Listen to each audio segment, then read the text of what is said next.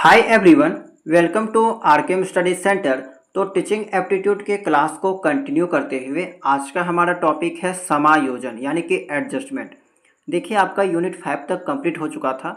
आज से हम लोग एक नया यूनिट नंबर 6 को स्टार्ट करने जा रहे हैं और इसी के अंतर्गत हम लोग इस टॉपिक को देखेंगे। ठीक है, टोटल आपका यूनिट 6 में 2 से 3 क्लास देखने को मिल सकता है। हालांकि ये जो यूनिट है आपका वो छोटा यूनिट है। ठीक है, एंड आपके एग्जाम के पॉइंट ऑफ व्यू से इम्पॉर्टेंट है, इसलिए आपके लिए पढ़ना अति आवश्यक है।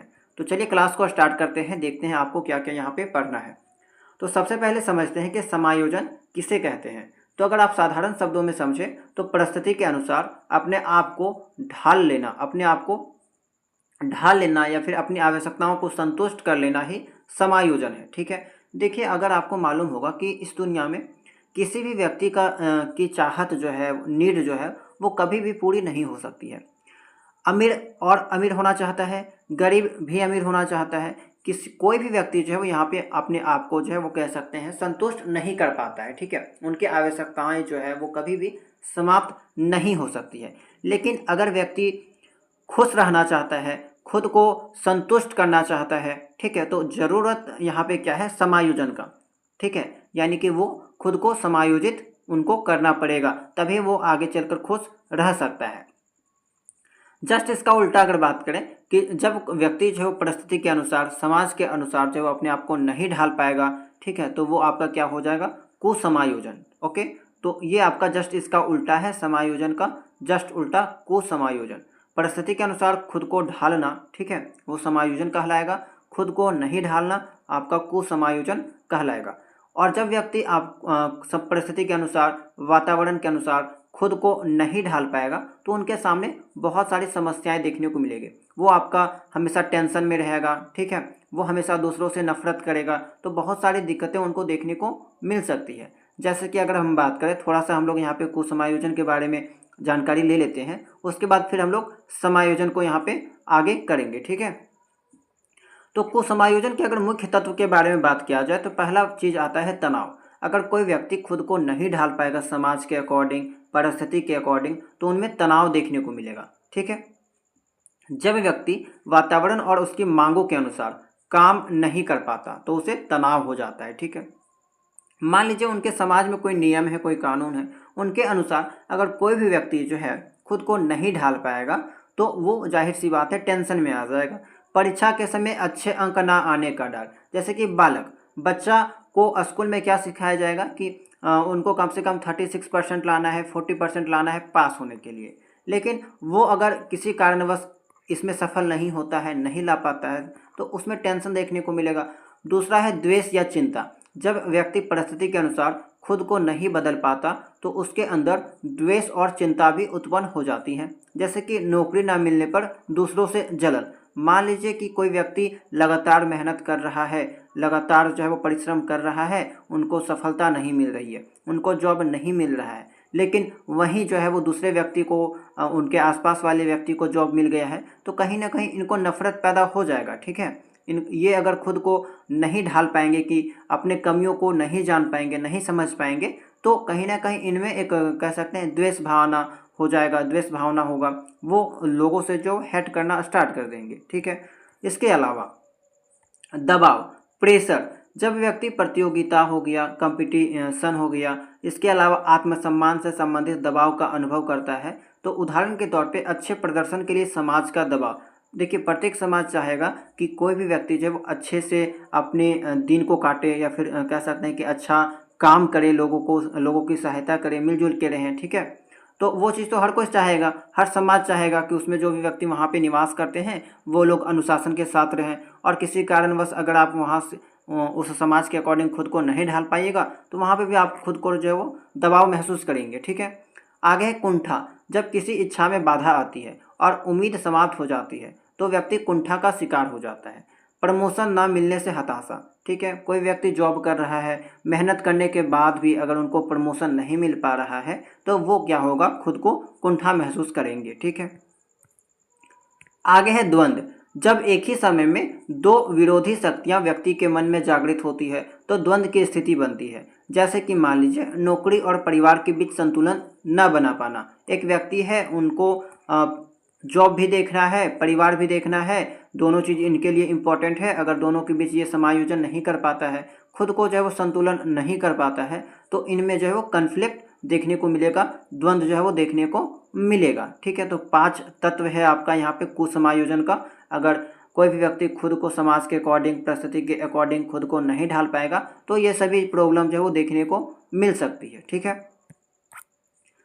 अब आगे हम लोग कंटिन्यू करते हैं समायोजन को, चूंकि आपका जो मेन टॉपिक है वो है आपका समायोजन। ठीक है, कुसमायोजन के बारे में बस थोड़ा सा जानकारी आप लोग याद रखिएगा। बाकी अब हम लोग समायोजन को कंटिन्यू करते हैं। देखिए, समायोजन की विशेषताएं क्या है। अगर मान लीजिए कोई व्यक्ति समाज के अकॉर्डिंग खुद को ढाल लिया, परिस्थिति के अकॉर्डिंग खुद को ढाल लिया, ठीक है, तो उसमें क्या क्या चीज़ें देखने को मिलेगी, क्या क्या गुण देखने को मिलेगा। तो पहला है संतुलन बनाए रखना। तो समायोजन अगर कोई व्यक्ति कर लेता है तो वो क्या करेगा, खुद को बैलेंस बना के रखेगा, खुद को संतुलन बना के रखेगा। समायोजन व्यक्ति को मानसिक और भावनात्मक संतुलन बनाए रखने में सहायक होता है। ठीक है, इसके अलावा सुखद और संतोषप्रद जीवन, समायोजन के माध्यम से व्यक्ति अपने जीवन को सुखद और संतोषजनक बना सकता है। देखिए, कोई भी व्यक्ति की आवश्यकता जो है वो जीवन भर पूरी नहीं हो सकती है, लेकिन जरूरी क्या है कि वो खुद को संतुष्ट करे, खुद को जो है वो कह सकते हैं एडजस्ट करे। ठीक है, तो ये आपका हो जाएगा सुखद और संतोषप्रद जीवन देखने को मिल सकता है अगर कोई व्यक्ति खुद को समायोजित कर लेता है। ठीक है, तो ये चीज़ देखने को मिलेगा। इसके अलावा मनोवैज्ञानिक आवश्यकता, जैसे शरीर को स्वस्थ रखने के लिए खान पान और मौसम के अनुसार बदलाव चाहिए, वैसे ही मानसिक शांति के लिए समायोजन चाहिए। ठीक है, अगर आप कह सकते हैं कि समायोजन नहीं कर पाएंगे तो आप जो हमेशा टेंशन में रहेंगे, तनाव में रहेंगे। शांति अगर आपको चाहिए तो आपको जो है यहाँ पे समायोजन करना पड़ेगा। ठीक है, परिस्थितियों से तालमेल, समायोजन व्यक्ति को वातावरण के अनुसार खुद को ढालने में मदद करता है, जिससे वह परिस्थितियों से सामंजस्य बैठा सकता है। ठीक है, चलिए अगला है आपका द्विधारी प्रक्रिया। यह 2 तरह से काम करती है, व्यक्तिगत अनुकूलन और परिस्थिति में बदलाव। कभी कभी देखा गया है कि व्यक्ति खुद को बदलती परिस्थितियों के अनुसार ढाल लेता है, ये तो नॉर्मल सी बात है, लेकिन कभी कभी व्यक्ति इतनी हिम्मत जुटा लेता है कि वो परिस्थितियों को ही बदल देता है। ठीक है, तो ये आपका हो जाएगा द्विधारी प्रक्रिया। तो ये आपका क्या है, कुछ इंपॉर्टेंट विशेषताएं थी, यानी कि जो आपको समायोजन के अंतर्गत देखने को मिलेगा। अगर कोई व्यक्ति खुद को समायोजित कर लेता है तो ये सभी चीज़ें जो है, गुण जो है वो उनमें देखने को मिलेगा। अब आगे देखते हैं समायोजन के प्रकार, टाइप्स ऑफ एडजस्टमेंट। तो यहाँ पे एडजस्टमेंट को जो है मुख्यतः 3 भागों में बांटा जाता है। एक है व्यक्तिगत समायोजन, दूसरा है आपका यहाँ पे समायोजित समायोजन, और तीसरा है व्यावसायिक समायोजन। ठीक है, तो सबसे पहले बात करते हैं व्यक्तिगत समायोजन के बारे में। व्यक्ति का खुद को मानसिक, शारीरिक और भावनात्मक रूप से संतुलित रखना ही व्यक्तिगत समायोजन कहलाता है। और व्यक्तिगत समायोजन का 5 पक्ष होते हैं। पहला शारीरिक समायोजन, यानी कि अगर कोई व्यक्ति खुद के शरीर को स्वस्थ रखता है, संतुलित रखता है, तो वो आपका शारीरिक समायोजन हो जाएगा। इसके अलावा कोई व्यक्ति अपने मानसिक रूप से जो परिपक्व है, अपने बौद्धिक क्षमता को मानसिक क्षमता को जो है वो बैलेंस बना के रखता है, समायोजित करके रखता है, तो ये आपका मानसिक समायोजन हो जाएगा। आगे है आपका संवेगात्मक समायोजन, यानी कि अपने संवेगों को, अपने इमोशन को अगर कंट्रोल करके रखता है, ठीक है, मैनेज करके रखता है, तो वो आपका संवेगात्मक समायोजन के अंतर्गत आ जाएगा। लैंगिक समायोजन, यानी कि अपनी लैंगिक भावनाओं को सही तरीके से व्यक्त करता है। ठीक है, इसके अलावा यहाँ पे कह सकते हैं उचित अवसर पर उचित रूप से अपने संवेगों को प्रकट करता है। तो ये सभी चीज़ें अगर वो करना सीख जाता है तो वो आपका लैंगिक समायोजन कहलाएगा। आगे है व्यक्तिगत आवश्यकताओं का समायोजन। जैसे देखिए, प्रत्येक व्यक्ति को भोजन, पानी, नींद जैसी ज़रूरतें को पूरा करना है। ठीक है, तो ये सभी चीज़ें जो है वो यहाँ पे अगर वो करना सीख जाता है, उनके अकॉर्डिंग जो है वो ढल जाता है, तो ये आपका जो है व्यक्तिगत आवश्यकताओं का समायोजन जो है वो कहलाएगा। ठीक है, व्यक्ति की कुछ स्वाभाविक एवं कह सकते हैं कि स्वाभाविक जैविक आवश्यकताएं होती है, जैसे कि भोजन हो गया, पानी हो गया, सोना हो गया, प्यार पाना, ये सब है जिनकी पूर्ति होना बहुत बहुत आवश्यक है। और अगर ये पूर्ण नहीं होता है तो व्यक्ति खुद को असंतुलन की अवस्था में आ जाएगा और वो कुसमायोजन का शिकार भी हो जाएगा। तो ये सब भी बहुत जरूरी है। ठीक है, चलिए आगे देखते हैं दूसरा टाइप है आपका समायोजिक समायोजन, यानी कि सामाजिक समायोजन, यानी कि समाज और समुदाय के साथ मिलकर सामंजस्य बनाना, ठीक है, एडजस्ट करना, ये आपका सामाजिक समायोजन है। व्यावसायिक समायोजन क्या है, तो वोकेशनल एडजस्टमेंट कह सकते हैं, या फिर बिजनेस अगर कोई व्यक्ति करते हैं, कहीं पे जॉब करते हैं, ठीक है, तो कार्य जो स्थल है जहाँ पे आप लोग काम करते हैं, तो वहाँ पे भी विभिन्न प्रकार के आपको व्यक्ति मिलेंगे, विभिन्न प्रकार के कार्य करने को मिलेंगे, तो सभी के साथ आपको संतुष्ट रहना है, खुश रहना है, सहकर्मियों और अधिकारियों के साथ अच्छे संबंध बनाए रखना है। तो ये सब गुण अगर आप करते हैं, आप में आ जाती है, तो आप वहाँ पे कहलाइएगा कि आप में व्यावसायिक समायोजन हो चुका है, ठीक है। तो ये आपका कुछ इंपॉर्टेंट टाइप्स था, इसको ध्यान में रखिएगा। तो अब आपने जितना भी चीज़ें पढ़ी यहाँ पे, चाहे आपका समायोजन का अर्थ हो गया, कुसमायोजन हो गया, इसके अलावा समायोजन की विशेषताएं हो गया, या फिर समायोजन का प्रकार हो गया, 4 चीज़ों के बारे में आपने पढ़ा। अब इससे रिलेटेड कुछ प्रश्नों को आप प्रैक्टिस कर लेते हैं, ताकि आपका यहाँ पे रिवीजन हो जाएगा, ठीक है। पहला प्रश्न है आपका, कुसमायोजन का अर्थ क्या है। तो कुसमायोजन का अर्थ क्या है, वातावरण से तालमेल बैठाना, वातावरण से सामंजस्य ना बैठा पाना, सामाजिक सहयोग करना, मानसिक शांति प्राप्त करना। तो वातावरण से सामंजस्य ना बैठा पाना, यही आपका तो कुसमायोजन है, ठीक है। चलिए आगे है, कुंठा किसके कारण उत्पन्न होती है। तो कुंठा जो है आपका तनाव के कारण, देखिए तनाव भी तो आपका कह सकते हैं कुसमायोजन के कारण आ रहा था। तो इच्छा में बाधा, अगर इच्छा आपने कोई इच्छा देखा है, ठीक है, आप चाह रहे हैं कि वो पूरा हो जाए, लेकिन किसी कारणवश पूरा नहीं हो पा रहा है, तो आप वहाँ पे कुंठा का शिकार हो जाएंगे। जैसे कि मान लीजिए कंपनी में आप बहुत मेहनत करते हैं, परिश्रम करते हैं, आपका प्रमोशन होने वाला था, आप ये वाला इच्छा लिए हुए थे, और अगर वह चीज़ प्रमोशन नहीं, आपको प्रमोशन नहीं मिलता है, तो आप कुंठा का शिकार हो जाएंगे, ठीक है। चलिए अगला सवाल है आपका, तनाव कब उत्पन्न होता है। जब व्यक्ति कार्य में सफल हो, देखिए जब व्यक्ति कार्य में सफल हो तब तो वो बहुत खुश होगा, इसमें तनाव की कोई बात ही नहीं है। जब व्यक्ति अपेक्षाओं को पूरा ना कर सके, जब व्यक्ति अपनी अपेक्षाओं को पूरा ना कर सके, तभी तनाव जो है देखने को मिलता है, ठीक है।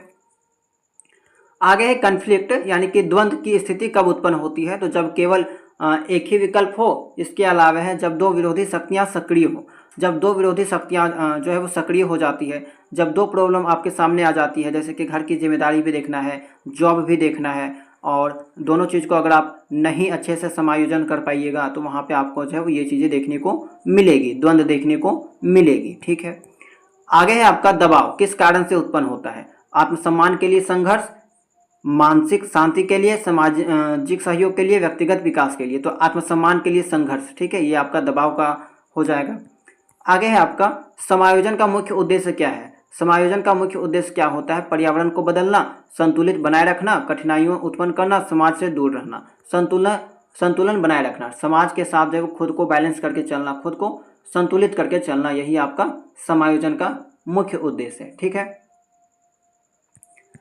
अगला सवाल देखते हैं, समायोजन की सबसे महत्वपूर्ण विशेषता क्या है। तो समायोजन की सबसे महत्वपूर्ण विशेषता है असंतुलन बनाए रखना, संतोषप्रद जीवन जीना, चिंता को बढ़ाना, दबाव को बढ़ाना। तो समायोजन का सबसे महत्वपूर्ण विशेषता हो जाएगा संतोषप्रद जीवन जीना, यानी कि खुद को संतोष करना आना चाहिए, ठीक है। जितना लालच कीजिएगा उतना आप कुसमायोजन की तरफ जाइएगा, तो खुद को संतोष करना आना चाहिए। समायोजन क्यों आवश्यक है। जीवन में कठिनाई उत्पन्न करने के लिए, मनोवैज्ञानिक संतुलन बनाए रखने के लिए, दूसरों को प्रभावित करने के लिए, व्यक्तिगत शक्ति बढ़ाने के लिए। तो मनोवैज्ञानिक संतुलन बनाए रखने के लिए समायोजन अति आवश्यक है, तभी आप खुश रह सकते हैं, संतुष्ट रह सकते हैं। द्विधारी समायोजन प्रक्रिया का क्या अर्थ है। केवल परिस्थितियों को बदलना, केवल खुद को बदलना और परिस्थितियों को बदलना दोनों। तो द्विधारी समायोजन में मैंने आपको बताया था, ठीक है, खुद को बदलना और परिस्थितियों को बदलना दोनों इसके अंतर्गत देखने को मिलेगा। अगला सवाल है, समायोजन व्यक्ति को क्या प्रदान करता है। सामाजिक अलगाव, चिंता और द्वेष, संतुलन और सामंजस्य, असफलता और निराशा। तो समायोजन व्यक्ति को क्या प्रदान करेगा, संतुलन और सामंजस्य, ठीक है, ये आपका सही हो जाएगा। आगे है व्यक्तिगत समायोजन में कौन सा पक्ष शामिल नहीं है। तो व्यक्तिगत समायोजन के बारे में मैंने आपको बताया था, समायोजन के टाइप्स में शारीरिक समायोजन आता है, मानसिक भी आता है, इमोशनल एडजस्टमेंट भी आता है, सामाजिक समायोजन नहीं आता है, ये आपका इससे बाहर हो जाएगा, ठीक है। तो 11th का यहाँ पे नहीं पूछा है, सी आपका सही हो जाएगा। आगे है आपका व्यावसायिक समायोजन का मुख्य उद्देश्य क्या है। कार्यस्थल पर तनाव बढ़ाना, कार्यस्थल पर संतुष्टि बनाए रखना, सहकर्मियों से झगड़ा करना, समाज से दूरी बनाना। तो कार्यस्थल पे जो है वो संतुष्टि बनाए रखना आपका सही हो जाएगा। सामाजिक समायोजन का क्या तात्पर्य है? तो सामाजिक समायोजन का तात्पर्य है समाज के साथ सामंजस्य बनाए रखना। ऑप्शन बी यहाँ पे सही हो जाएगा।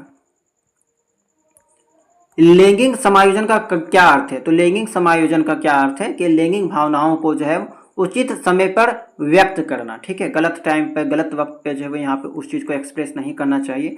खुद फीलिंग्स पे जो है वो इमोशन पे जो है वो कंट्रोल करना आना चाहिए। तो ऑप्शन बी यहाँ पे सही हो जाएगा। आज के क्लास का लास्ट सवाल है ये आपका, और हमेशा की तरह होमवर्क का सवाल है ये आपका। इसका जवाब आप लोग कमेंट सेक्शन में जरूर दीजिएगा। ठीक है, संवेगात्मक समायोजन का क्या तात्पर्य है? भावनाओं को अनियंत्रित छोड़ना, भावनाओं पर नियंत्रण रखना, हर समय खुश रहना, केवल दुखी रहना।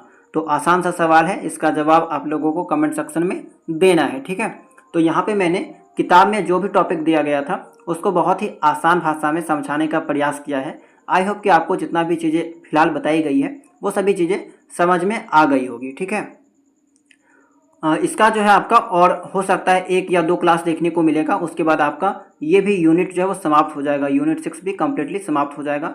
यूनिट 7 मैंने पहले ऐसे आपको पढ़ा रखा है कम्युनिकेशन के बारे में। ठीक है, अगर आपने क्लास नहीं देखा है तो जाके देख लीजिएगा। ठीक है, यूनिट 6 के बाद फिर हम लोग डायरेक्ट यूनिट 8 में आ जाएंगे। टोटल आपका 8 यूनिट पढ़ना है। बहुत सारे स्टूडेंट बार बार पूछते हैं कि कब क्लास ख़त्म होगा, तो मैंने आपको बताया था कि ज़्यादा से ज़्यादा आपका 7 से 8 क्लास चलेगा। ठीक है, इसी के बीच में चलेगा, उससे ज़्यादा आपका नहीं चलेगा। 5 अप्रैल से पहले आपका टीचिंग एप्टीट्यूड का जो पूरा क्लास है वो कंप्लीट हो जाएगा। उसके बाद हम लोग फिर कंटिन्यू प्रैक्टिस करेंगे। ठीक है, तो अगर आज का क्लास आपको पसंद आया होगा तो क्लास को लाइक कीजिएगा, वीडियो को लाइक कीजिएगा, और अगर आप चैनल में नए होंगे तो चैनल को सब्सक्राइब कर लीजिएगा। तो चलिए मिलते हैं हम लोग नेक्स्ट क्लास में नए टॉपिक के साथ।